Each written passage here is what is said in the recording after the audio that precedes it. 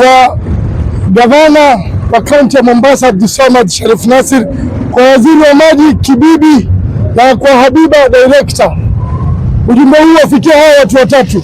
Shilingi 500 mnaoongeza ya solid waste lazima iondoke.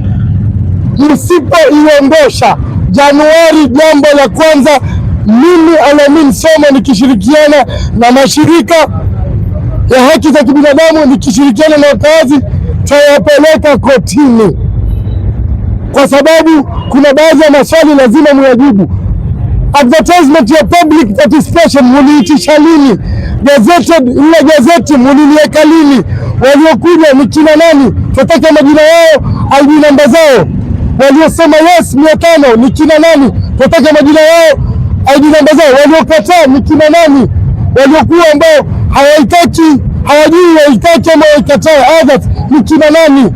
Kuna maswali mengi lazima muweze kuyajibu. Wewe gavana, je, ulituconvince vipi sisi kutuambia na waongeza shilingi 500 ya solid waste? Hii 500 itafanya shughuli hii hapa. Nisipo deliver mimi nitaresign ama nitarefund pesa zenu. Ulituambia gavana, ukakaa chini na sisi ama watuongezea.